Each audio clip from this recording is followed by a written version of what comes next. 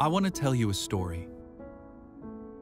It's a story that began when a young man in the classroom of one Dr. Belazikian came to understand God's grand plan to spread his kingdom through a church like the one we find in Acts chapter 2.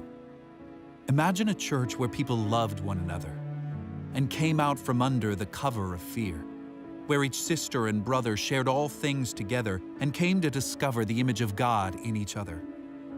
And before Dr. B asked the question, could the Acts 2 church exist again?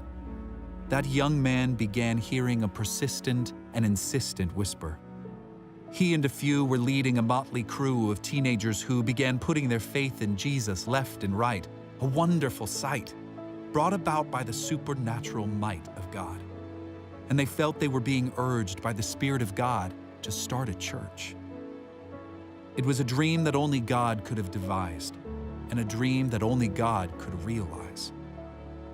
Fast forward to 1975 when a new community came alive. Past the doors of a theater in Palatine, people surged for the very first service of Willow Creek Community Church. The music, the arts, the teaching, and the people broke the mold of fatigue many felt toward the steeple. The goal of the church at the time, rather odd, was to be a place to bring friends who were far from God. Soon overflowing that theater in Palatine, God told us to seek and find a place to call our own, a permanent home.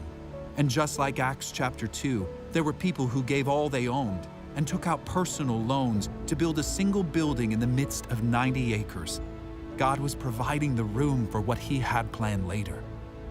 For God was growing that Acts 2 vision to churches and leaders across the nation, eventually leading to the creation of the Willow Creek Association. 1995 gave rise to the Leadership Summit, not knowing what would come of it.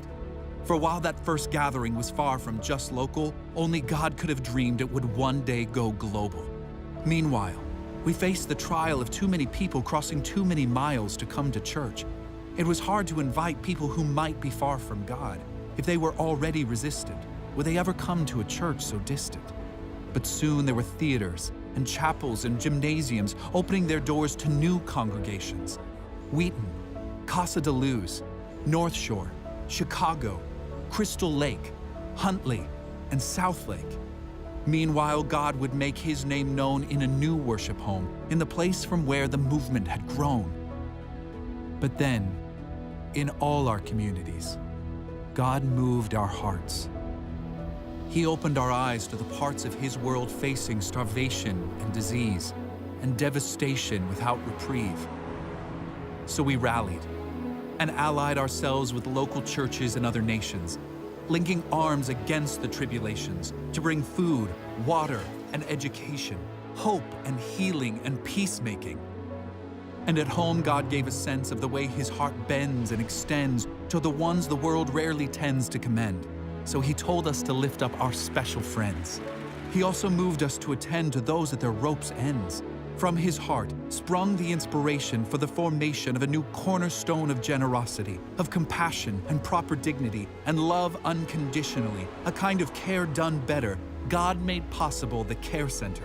And then, 2 years ago, all our congregations assembled for the celebration of what God has been writing, what He's been inviting us into for 40 years. And since that day, He's still been having His way.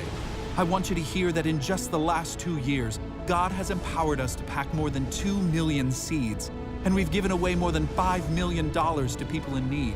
We've given 140,000 Christmas gifts to people in prisons, and we've given more than 700,000 leaders the gift of renewed vision.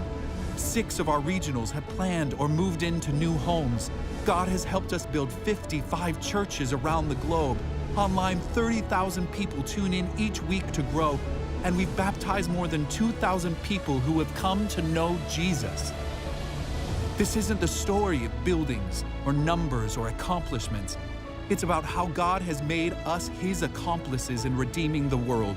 And year after year, God has brought here men and women who have risen to the call of all that God has inspired. And with all that's transpired, friends, God's just getting started. He's been so faithful, and I know He is capable. He is more than able, and I know that He will powerfully propel us into a future that will have us all wide-eyed and awed, that can only be explained by the words, only God.